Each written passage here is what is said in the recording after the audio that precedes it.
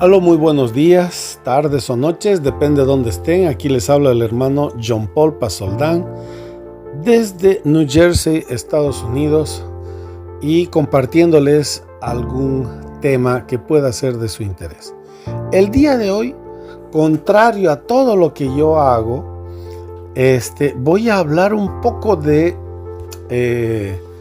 algo que sinceramente yo evito y no me gusta tratar, que son evidencias del Libro de Mormón en base a temas arqueológicos. Y la verdad que no me gusta a mí la arqueología que demuestre la veracidad del Libro de Mormón, porque a veces encuentran una piedra acá y la misma piedra encuentran en Egipto, entonces había sido lo mismo, pero después aparece otra piedra que aclara que no había sido la misma, o alguna civilización, entonces que se llama esto, pero que usted no sabe, hermano, porque usted no ha leído. Entonces siempre veo una contradicción entre todos los hallazgos, y es por eso de que hay diferentes versiones, tanto del Libro de Mormón como de la Biblia, como de la creación, como de todo. Entonces yo trato de evitar solidificar mis intervenciones con la arqueología o con la geología o inclusive con la astrología. Trato de evitar todos esos temas porque uno puede pensar una forma y otro sabe otro secreto de otra forma. Pero sin embargo, el día de hoy quiero razonar, no tanto quiero apabullar a todas las versiones que han dicho porque yo tengo la razón. No. Lo que el día de hoy quiero hacer es razonar con ustedes. Lo que hace un momento conversaba con un hermano y bueno, compartíamos algunos temas. Y precisamente por eso es de que voy a hablar de una manera en que razonemos juntos y que se llegue a una conclusión, porque estoy utilizando un razonamiento analítico, ¿ya? Bien, y una de las cosas que quiero aclarar es de que muchas veces hablamos de los misterios de Dios y creemos que los misterios de Dios, por ejemplo, es dónde estaba Zarahemla. Ese es un misterio de Dios, digamos, ¿no? O qué sé yo, o si una roca o una montaña o las ruinas de Tenochtitlán o algo así. Si supiéramos qué hubiera pasado, ese es el misterio de Dios. Y no, Doctrina y Convenios nos dice que eso no es el misterio de Dios. La historia no es el misterio de Dios. La historia algún día será revelada y será dicha desde los techos de las casas, así, ahí está bien, pero los misterios de Dios, como dice Doctrina y Convenios, indica de que revelan en realidad cómo se puede bajar los poderes de los cielos y administrarlos aquí en la tierra. Esos son los verdaderos misterios, ¿ya?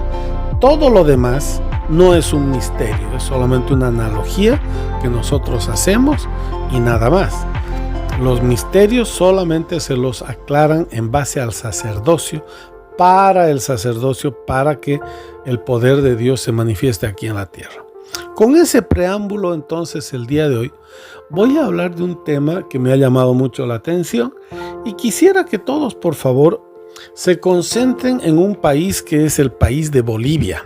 Un país muy interesante porque tiene ciertas ruinas que son interesantes. Bolivia y Perú comparten un lago que se llama el lago Titicaca. Lo interesante es que este lago Titicaca, que es el lago navegable más alto del mundo, es impresionante cómo se ha formado un lago, pero a 3.500 metros de altura.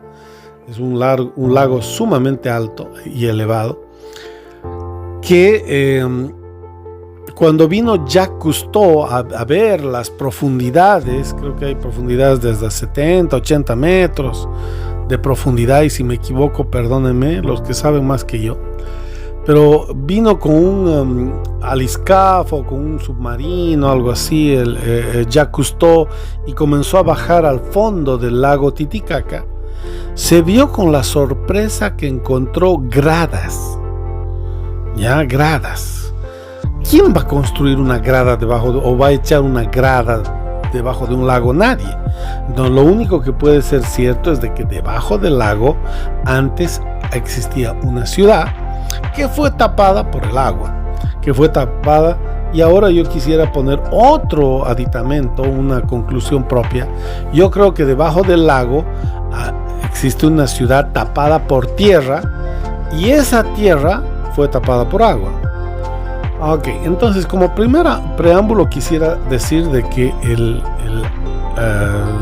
la base del lago Titicaca, que comparte Perú y Bolivia, que está cerca de las ruinas de Tiahuanaco, se dice que ese era el templo de Nefi, que puede ser cierto o no, lo que sea, pero lo que yo quiero decir es de que ese lago está cerca de diferentes construcciones incaicas o preincaicas o ese tipo de ruinas, ¿ya? Pero debajo de ese lago había una ciudad. Bien, entonces, si había una ciudad, la pregunta es ¿por qué no se llenó de agua antes? Nosotros vamos a decir, no, es que Jesucristo la enterró y la tapó con agua porque el poder de Jesucristo. Bueno, está bien, alguno puede pensar de esa forma, pero yo considero de que la ciudad esa fue destruida y quizás hasta hundida lo más profundo que se pueda y tapada con tierra. Pero aquí hay una cosa, en Bolivia hay algunos cerros y la misma cordillera de los Andes en varios aspectos se ha analizado de que la roca con la que está formada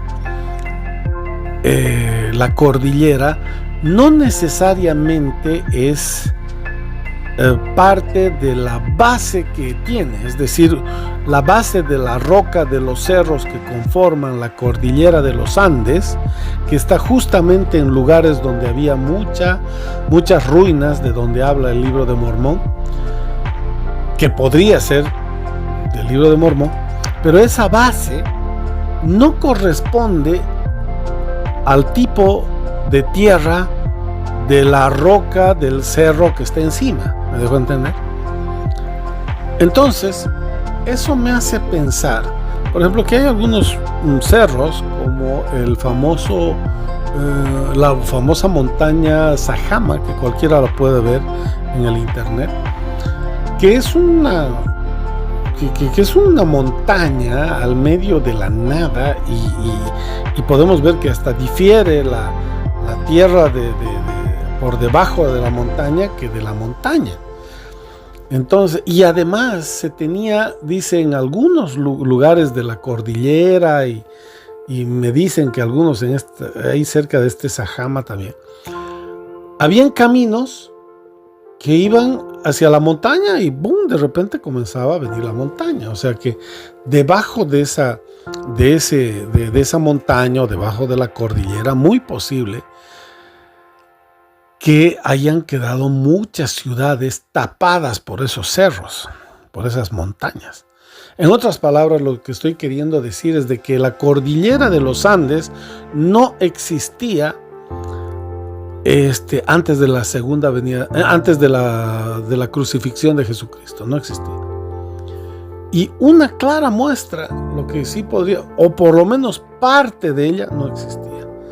Lo que sí puedo decir es de que la cordillera de los Andes, que está que nutre a las aguas del lago Titicaca, ¿okay? La cordillera, porque deshiela, es llena de hielo y deshiela, y con esas aguas se nutre este lago Titicaca. ¿Quién podría haber construido una ciudad en un lugar inundable? Nadie. Entonces, porque ya los científicos han visto que ahí abajo había una ciudad, eso es innegable. Entonces, lo que yo pienso es de que la montaña o la cordillera o las cordilleras que están alrededor de las ruinas que existen por ahí cayeron del cielo y cayeron en uno. No es que se formaron con el viento, piedrita por piedrita, y que fueron creciendo, porque no se olviden que en 3 horas se formó esa montaña. Cualquier persona algunos decían 1 hora, otros decían 3 horas. Ok. Constrúyanme una cordillera, constrúyanme un cerro, o si quieren, constrúyanme los cerros que están alrededor del lago Titicaca en 1 hora. La única forma sería que han caído del cielo, llegaron y aplastaron, ¿okay? Y para colmo, la ciudad que estaba ahí cerca, este lugar donde está el lago Titicaca, se derrumbó porque encontraron las gradas de templos y gradas y restos de ciudades que estaban ahí abajo, y el agua del deshiele comenzó a llenar el hueco que dejó esa ciudad. ¿Me dejo entender?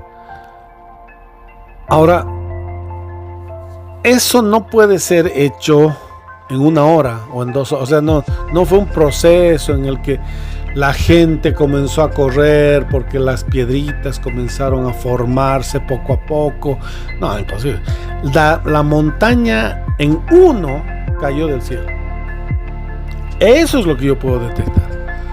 La montaña, la cordillera de los Andes no existía en la etapa antes de la crucifixión de Jesucristo.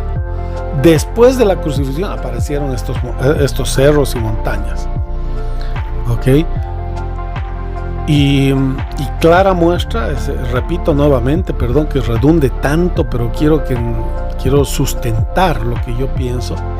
Clara muestra es el lago Titicaca, porque debajo hay una ciudad y nadie podría haber construido una ciudad debajo del agua. Eso no se puede.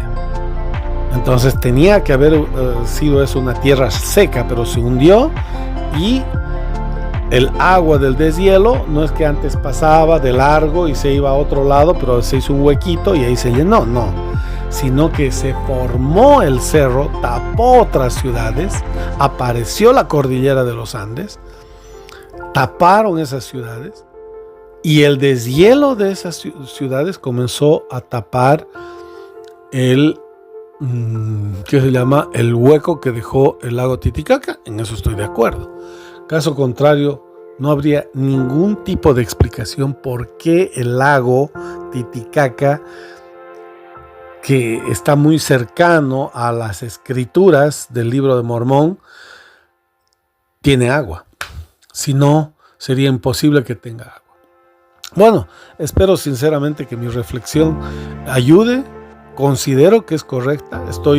Acepto si es que alguien refuta y me dice que no, que las montañas se formaron por el viento, en 1 hora se puede formar una montaña, eso es lo más fácil del mundo. Yo sé que alguien va a decir de que no, si en el Libro de Mormón dice que en vez de ciudades aparecieron cerros, eso fue con el transcurso del tiempo, porque pueden decir lo que sea.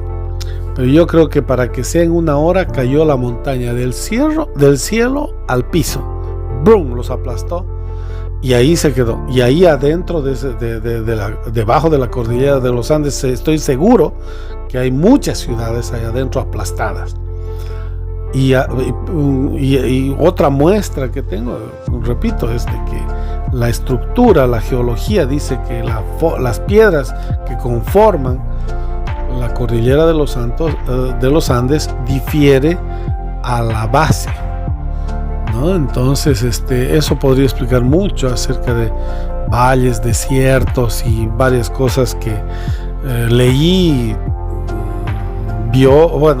pasó, y que no había en ese momento cerros ni grandes cordilleras, ¿no? Bueno, queridos hermanos, es un tema para que ustedes puedan meditarlo, explotarlo, y bueno, y aceptaré también la opinión de todos ustedes. Muchas gracias, hasta luego.